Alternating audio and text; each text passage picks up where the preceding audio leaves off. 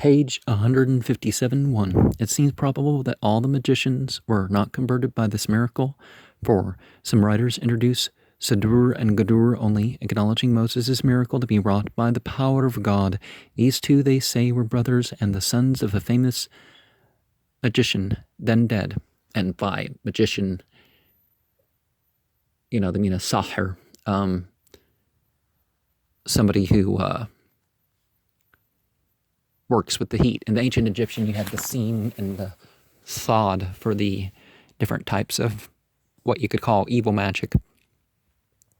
While the term has implications of trickery, it's more of in the what people call Zoroastrian sense of working for the lie. But on their being sent to court on this occasion, their mother persuaded them to go to their father's tomb to ask his advice. Being come to the tomb, the father answered their call, and when they had acquainted him with the affair, he told them that they should inform themselves whether the rod of which they spoke became a serpent while its masters slept, or only when they were awake. For, he said, enchantments have no effect while the enchanter is asleep, and therefore, if it be otherwise in this case, you may be assured that they act by a divine power. These two magicians, then, arriving at the capital of Egypt, on inquiry found, to their great astonishment, that when Moses and Aaron went to rest, the rod became a serpent, and guarded them while they slept. And this was the first step towards their conversion. Page 158-1. This inundation, they say, was occasioned by unusual rains, which continued 8 days together, and the overflowing of the Nile, and not only covered their lands, but came into their houses, and rose as high as their backs and necks. But the children of Israel had no rain in their quarters, as there is no mention of any such miraculous inundation in the Mosaic writings. Some have imagined this plague to have been either a pestilence, or the smallpox, or some other epidemical disaster. For the word tufun, which is used in this place and is generally rendered deluge, may also signify any other universal destruction or mortality. Page 159-1. These tables, according to some, were 7 in number, and according to others 10. Nor are the commentators agreed whether they were cut out of a kind of lote tree in paradise called alcedra, or where they were chrysolites, emeralds, rubies, or common stone.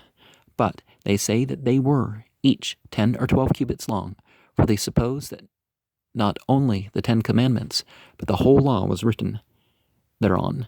And some add that the letters were cut quite through the tables, so that they might be read on both sides, which is a fable of the Jews.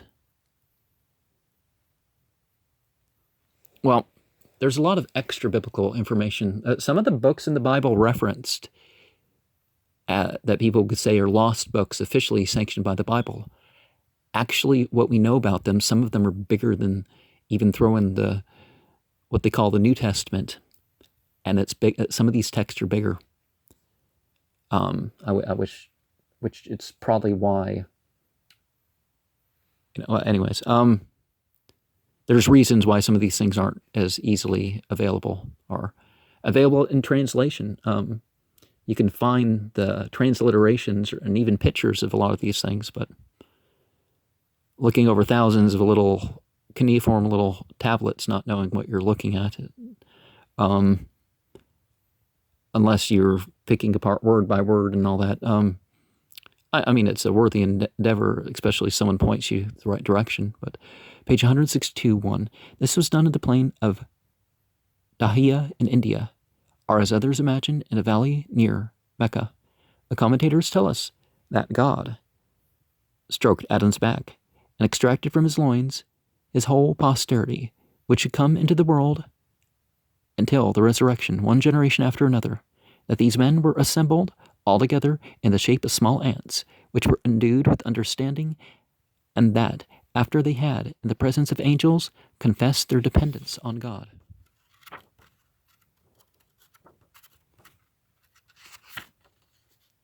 they were again caused to return into the loins of their great ancestor. From this, it appears that the doctrine of pre-existence is not unknown to the Muslimin. I was raised in a church that had this doctrine too. Although in a different way, right? There is some little conformity between it and the modern theory of generation, ex animalculis in semina Mariam, page 161. For the explaining of this whole passage, the commentators tell the following story. They say that when Eve was big with her first child, the devil came to her and asked her whether she knew what she carried within her, and which way she should be delivered of it, suggesting that possibly it might be a beast. She, being unable to give an answer to this question, went in affright to Adam, and acquainted him with the matter, who, not knowing what to think of it, grew sad and pensive. Whereupon the devil appeared to her again, or as others say, to Adam, and pretended that he by his prayers would obtain of God that she might be safely delivered of a son in Adam's likeness, provided they would promise to name him Abdul-Harath, or the servant of Al-Harath, which was the devil's name among the angels. You might want to turn to my Iblis series. Instead of Abdullah, or the servant of God, as Adam had designed, the proposal was agreed to, and accordingly, when the child was born, they gave it the name upon which it immediately died, and with this, Adam and Eve are here taxed as an act of idolatry. The story looks like rabbinical fiction. Again, there was a lot of side information. There was deductive reasoning, which went too far, which basically turned into something speculative, but the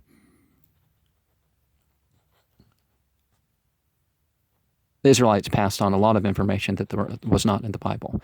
And it seems to have no other foundation than Cain's being called by Moses Obed Adama. That is, a tiller of the ground, which might be translated into Arabic by Abd al-Harath. But al-Badawi, thinking it unlikely that a prophet, as Adam is by the Muslimin supposed to have been, should be guilty of such an action, imagines the Quran in this place means Qusay, one of Muhammad's ancestors, and his wife, who begged issue of God, and having 4 sons granted them, called their names Abd Manaf, Abd Shams, Abdul Uzza, Abdul Dar, after the names of the 4 principal idols of the Quraysh, and the following words also he supposes to relate to their adulterous posterity. And Uzza, the great Shemiyaza connects to that. Al-Uzza is the more common name, but perhaps you could say they were a pair.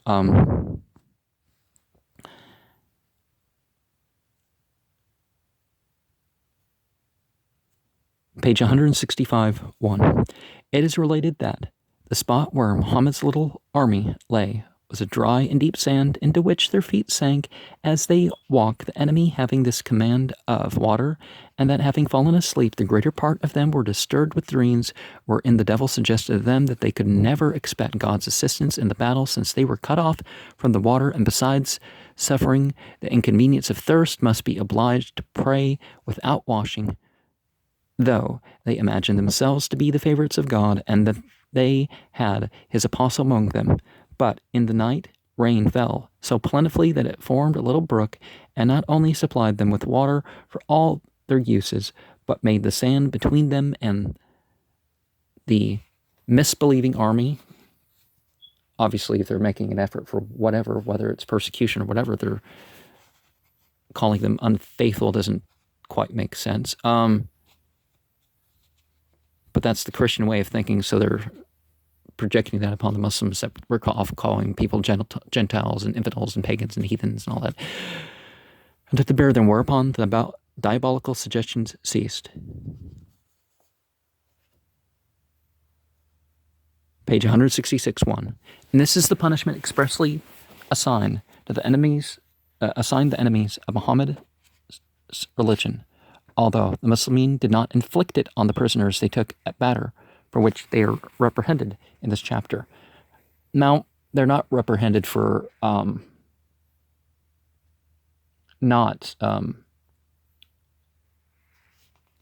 because the punishment for,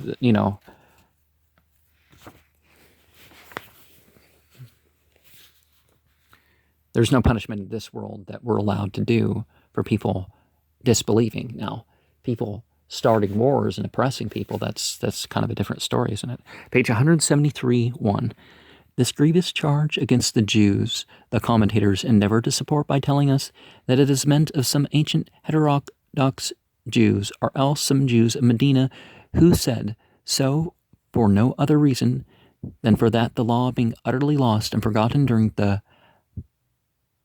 Babylonish captivity, Ezra, having been raised to life after he had been dead 100 years, dictated the whole anew to the scribes out of his own memory, at which they greatly marveled, and declared that he could not have done it unless he were the Son of God.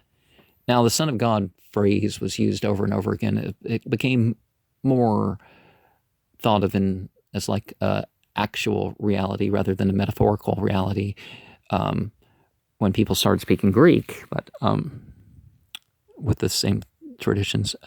Al-Baidawi adds that the imputation must be true because this verse was read to the Jews and they did not contradict it, which they were ready enough to do in any other instances. That Ezra did thus restore not only the Pentateuch, but also the other books of the Old Testament by divine revelation, was the opinion of several of the Christian fathers, who were quoted by Dr. Perdau.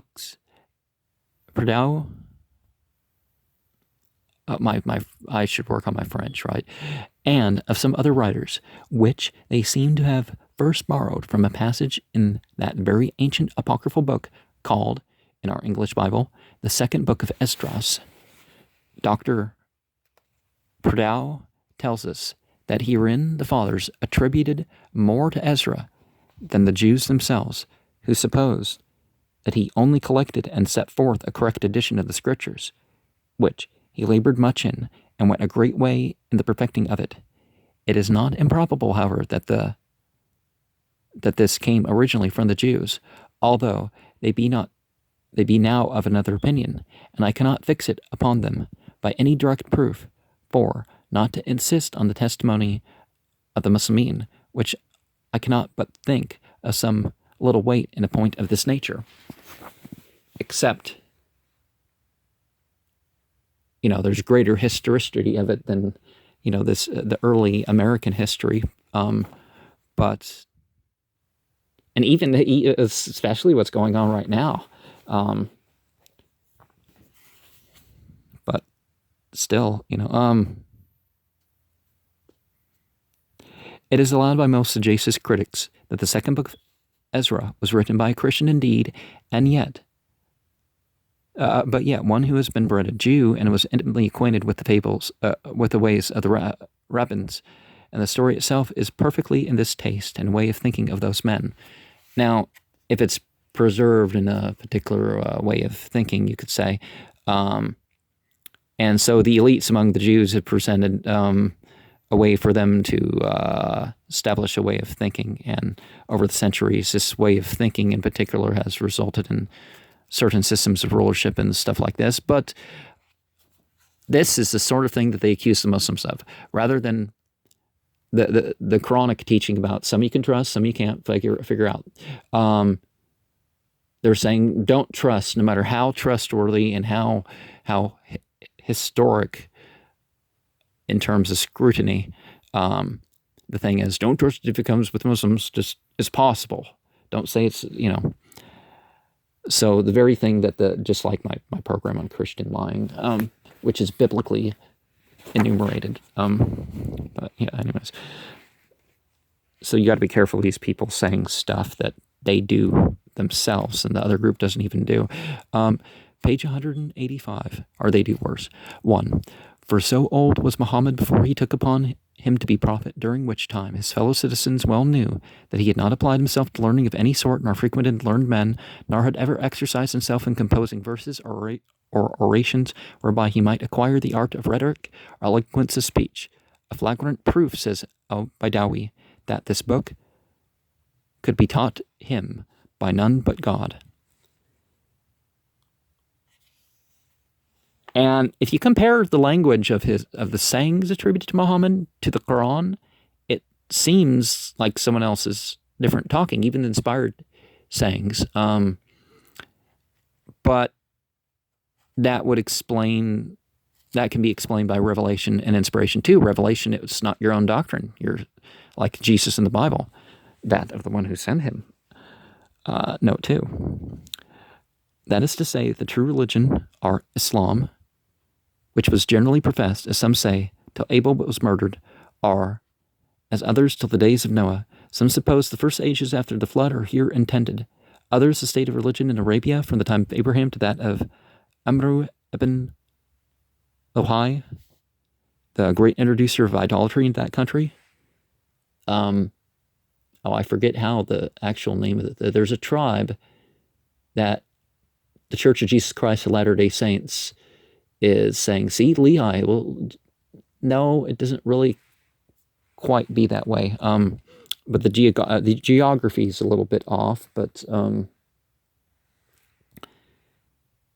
it could be a representation of, like a lot of the Book of Mormon is can be said to be a representation of, or a use of, some of the themes in the side religion, side culture, and even adventure novel reading that Joseph Smith was known to have been exposed to. They can't prove every name, I guess you could say, but certainly stuff he would have heard of, particularly if he knew people from the lodge that knew people that were talking about traveling in Africa and stuff. Page 191. So Jalaluddin expounds the original word Qibla, which properly signifies that place or quarter towards which one prays. Wherefore, al-Zamakhshari supposes that the Israelites are here ordered to dispose their oratories in such a manner that, when they prayed, their faces might be turned toward Mecca, which he says is the Qibla of Moses. Well, the Bible indicates that Moses, when they were north of Mecca, they were praying south, according to the Bible, which is interesting. As it is that of the Muslimin. The former commentator adds that Pharaoh had forbidden the Israelites to pray to God, for which reason they were obliged to perform that duty privately in their houses. 2. These words, it is said, Pharaoh repeated often in his extremity, that he might be heard, but his repentance came too late, for Gabriel soon stopped his mouth with mud, lest he should obtain mercy, reproaching him at the same time in the words which follow. Note 3. Some of the children of Israel, doubting whether Pharaoh was really drowned, Gabriel, by God's command, caused his naked corpse to swim to shore, that they might see it. Well, the corpse. Some of these translators like throw in the word naked when it just says the body. It doesn't say the body didn't have clothes. Or it's like, now people do rob each other, they kill someone and they take their clothes. But I can't think of any of the incidences where they talk about Islamic narrations and whatever where the naked part is necessary, right? Or explicit or something. The word here, translated body, signifying also a coat of mail, some imagine the meaning to be that his corpse floated armed with his coat of mail, which they tell us was of gold, by which they knew that it was he. Page 191. Note 1. These, the inhabitants of Nineveh, which stood on or near the place where Al-Mausel now stands, the people having corrupted themselves with idolatry, Jonas the son of Mattai, or Amittai, which the Muslims supposed to have been the name of his mother, an Israelite of the tribe of Benjamin was sent by God to preach and proclaim them. When he first began to exhort them to repentance, instead of hearkening to him, they used him very ill, so that he was obliged to leave the city, threatening them at its departure that they should be destroyed within 3 days, or as others say, within 40. But when the time drew near, and they saw the heavens overcast with a black cloud, which shot forth fire, and filled the air with smoke, and hung directly over their city, they were in a terrible consternation. And getting into the fields with their families and cattle, they put on sackcloth and humbled themselves before God, calling aloud for pardon, and sincerely repenting of their past wickedness, whereupon God was pleased to forgive them, and the storm blew over. Now, it's not sincere repentance when one's just a natural or other disaster that has fallen, but that sort of thing can stir people to authentic repentance, can it? Page 192, 1. For the Muslimin consider this throne and the waters whereon it stands, which waters they imagine are supported by a spirit or wind, here with some other things created before the heavens and earth. This they borrowed from the Jews, who also say that the throne of glory then stood in the air and was borne in the face of the waters by the breath of God's mouth. Now, see, the throne doesn't, it's greater than the heavens and the earth, and the heaven versus the other heaven, the first heaven like a ring in the desert, and then, outwards from there, really. But we see some of the problems. We're talking a lot more about what commentators say versus what is said directly that Muhammad said. So some of these tafsir books have picked up a lot of the other cultural narrations. So it's not directly that these are issues with Islam. It's that people have rushed to fill in gaps, and just like the Jews and the Christians, maybe not so many Mount Moseses or something, but there's certainly in excess of some of these things. Again, question where conclusions come from. Page 195, 1. Are as the original literally signifies boiled over, which is constant, what the rabbin said. The waters of the deluge were boiling hot. This oven was, some say, at Kufa, at a spot whereupon a mosque now stands, or as others rather think, in a certain place in India, or else at Ain Warda in Mesopotamia, and as exundation was a sign by which Noah knew the flood was coming. Some pretend that it was the same oven which Eve made use of to bake her bread in, being of a form different from those we use, having the mouth, well, people used to sun-bake bread, but having the mouth in the upper part, and it descended from patriarch to patriarch until it came to Noah. It is remarkable that Muhammad, in all probability, borrowed this circumstance from the Persian Magi. I also fancy that the first waters of the deluge gushed out of the oven of a certain old woman named Zala Kufa. But the word tanur, which is here translated oven, signifying the superficies of the earth, are a place where hence waters spring forth, or whence they are collected. Some suppose this means no more in this passage than the spot or fissure where the first eruption of waters broke forth. So things overflowing the Black Sea wasn't quite there. And around the edge of what's now underwater, water flowed across and, filled that up. And there are other instances of stuff that's less likely and less fitting, where you could say that water flowed over and into things. Sometimes there was rain with it, sometimes there wasn't. Could have been the meteor event of around, 7,250 BCE, thereabouts. The Red Sea, the Black Sea, or the Red Sea kind of was the Red Sea at that point, but it got much bigger, and the other one too, because of this impact that knocked up waves. And the Bosphorus that that time too. Note 2 of 195. Are, as the words might be rendered, and some commentators think they ought, two pair, that is, two males and two females of each species, wherein they partly agree with diverse Jewish and Christian writers, who, for the Hebrew expression 7 and 7 and 2 and 2, the male and his female, suppose they went into the ark, 14 pair of every clean and 2 pair of every unclean species. There is a tradition that God gathered together unto Noah all sorts of beasts, birds, and other animals, it being indeed difficult to conceive how he should come by them all without some supernatural assistance, and that as he laid hold on them, his right hand constantly fell on the male, and his left on the female.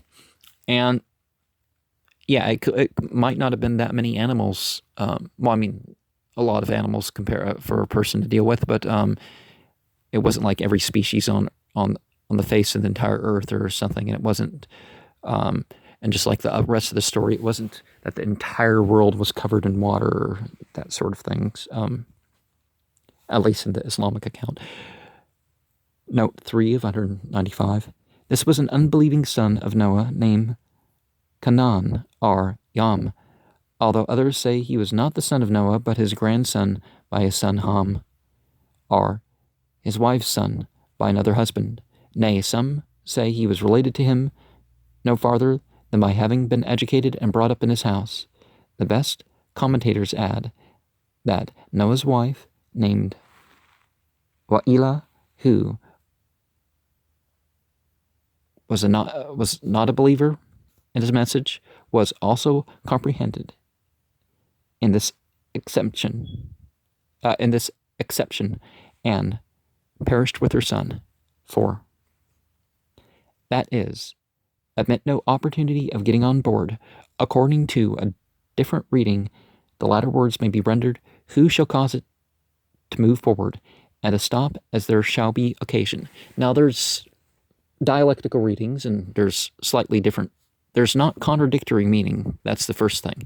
And there's less variation than a single chapter of Genesis, much less so much of what people call the New Testament, particularly the Gospel section. So in these variations, we don't have that issue. Who shall cause it to move forward at a stop as there shall be occasion? The commentators tell us that the ark moved forward or stood still as Noah would have it, on his pronouncing only the words, in the name of God. It is to be observed that the more judicious commentators make the dimensions of the ark to be the same with those assigned by Moses, notwithstanding others have enlarged them most extravagantly, as some Christian writers have also done. They likewise tell us that Noah was 2 years in the building of the ark, which was framed of Indian plane tree, and that it was divided into 3 stories, of which the lower was designed for the beasts, the middle one for the men and women, and the upper for the birds, and that the men were separated from the women by the body of Adam, which Noah had taken into the ark. This last is a tradition of the Eastern Christians, some of whom consider that the matrimonial duty was superseded and suspended during the time of Noah, and his family were in the ark, although Ham has been accused of not observing continency on that occasion, his wife, it seems, bringing forth Canaan in the very ark. Page 196, note 1. This mountain is one of those which divide Armenia, Mount Judy, on the south from Mesopotamia, and that part of Assyria which is inhabited by the Kurds, from whom the mountains took the name of Kardu, or Gardu, by the Greeks turned into Gordai or Gordai and other names. Mount al-Judi, the name seems to be, well, if it's a different language term, it's not fair to call it a corruption, because semantics can be different, though it be constantly so written by the Arabs. For Jordi or Giordi, also called Thamanin, probably from a town at the foot of it so named, from the number of persons saved in the ark. The word Thamanin signifying 80, and overlooks the country of Diyar Rabia, near the cities of Mosul,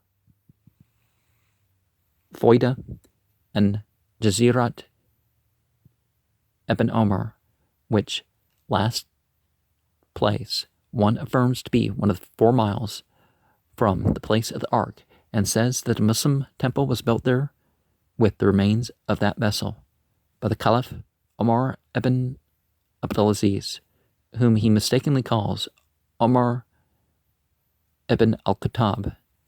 The tradition which affirms the ark to have rested on these mountains, the mountains of Ararat, it's mountains, not, even the Bible doesn't have, in the Aramea, it doesn't narrow down. Oh, it's the tallest mountain in the area. Must have been very ancient, since it is the tradition of the Chaldeans themselves. The Chaldee paraphrasts consent to their opinion, which obtained very much formerly, especially among the Eastern Christians. To confirm it, we are told that the remainder of the ark was to be seen on the Gordian mountains. Berosus and Appendix both declare that there was such a report in their time, first observing that several of the inhabitants thereabouts scraped the pitch off the planks as a rarity and carried it about them for an amulet, and the latter saying that they used the wood of the vessel against many diseases with wonderful success.